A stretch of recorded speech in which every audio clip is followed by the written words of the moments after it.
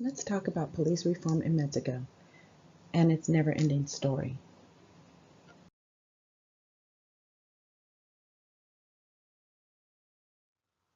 Let's get started with background federal government.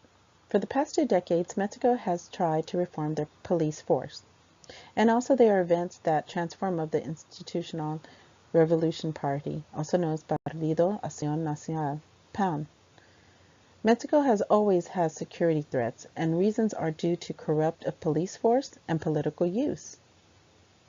Also, drug trafficking and terrorism are also added to the list.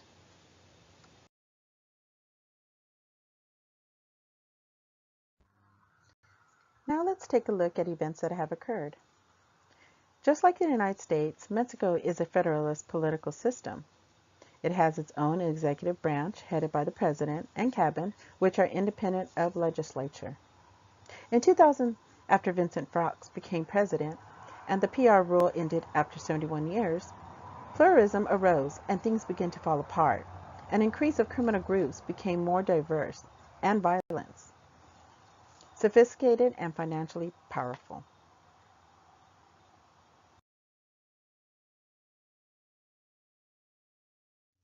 Let's talk about policies before and after. Instead of strengthening the network for local and state protection, it's just the opposite what's being done with bribes and local politicians. The increase of populations have doubled and has had 110 inhabitants. This is important because when you have to analyze police reform and security level, it starts at the local area first.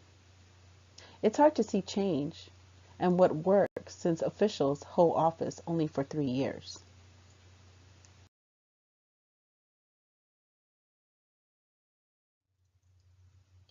It's unfortunate that issues with their policy is that when a crime is committed, it is up to the public prosecutor to order the police to solve the crimes. And the problem is that there is no follow-up with the case unless the public prosecutor orders it.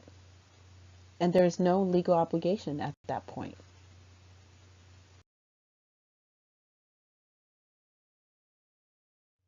While President Vicente Fox was in office, he presented the National Public Security Program from 2000 to 2006. Unfortunately, according to the Insecurity Crime Survey, its efforts were tried, but even at the federal level, it was not successful.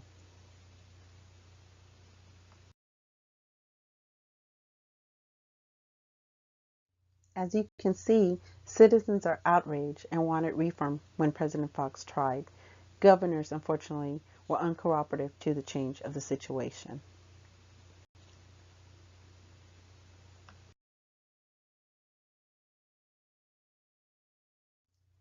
Now let's talk about the new president and his new challenges. President Calderon was president from 2006 to 2012. There was drug-related executions that had grown from 3,000 to 10,000 from President Fox, his previous successor. By 2007, Mexican organized crime took over, terrorizing people and communities. Thousands of deaths occurred in Juarez and Chihuahua within a 12-month period.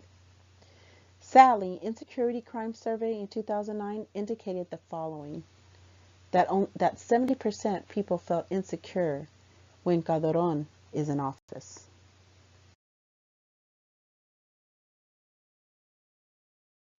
Here in Security Crime Survey, it's indicated how the people of Mexico felt. It stated that 70% did not report crime. 70% did not trust the local police. 90% were committing robberies. And homicides, unfortunately, is 19 out of 10,000.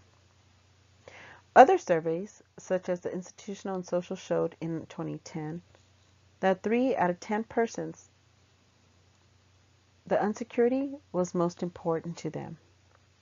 And 4 out of 10 persons felt alcohol consumed was a problem.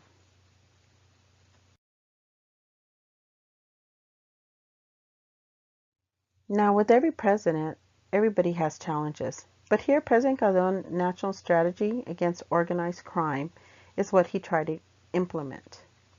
First, he did a rule of law to strengthen and guarantee the public safety.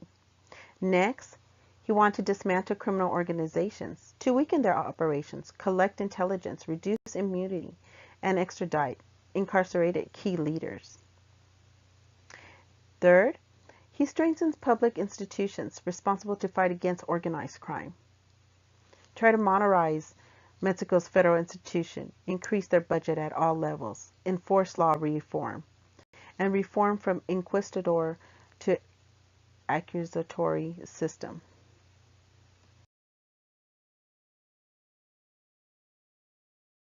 The prevention policy against crime and violence were as follows. Social development programs, recover public space programs, safe school programs, treatment centers. Also strengthening international cooperation and also trying to get mutual confidence, cooperations, and responsibility to key allies such as the United States, Canada, Colombia, Merida Initiative.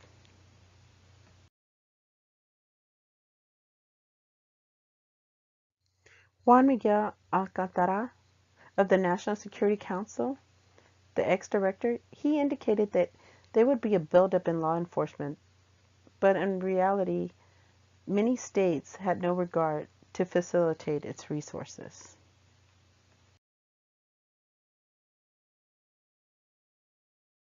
In conclusion, there are three elements to destroy or injure the police reform of Mexico. The first one is disorderliness and what commitment and governors are willing to invest. Terms of election also is not long enough. It's only 3 to 6 years. And it's hard to see a significant change. Second, pushing policies and having governors follow through with them is difficult since due to leaks with drug trafficking, it's the cause of crime organization that unfortunately has control of local and state police.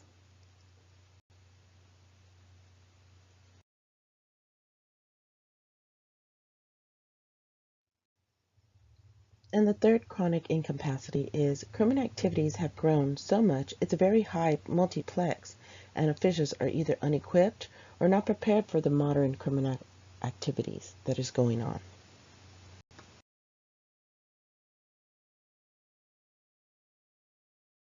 Okay, here are some questions to consider. So do you think if President Fox had served longer, would their policies work better than the ones of President Calderon? Also, why do you think President Calderon policies were not as effective as President Fox? Or were they? And last, what other reform should Mexico government add to make a difference to Mexican organized crime? These are just a few questions just to consider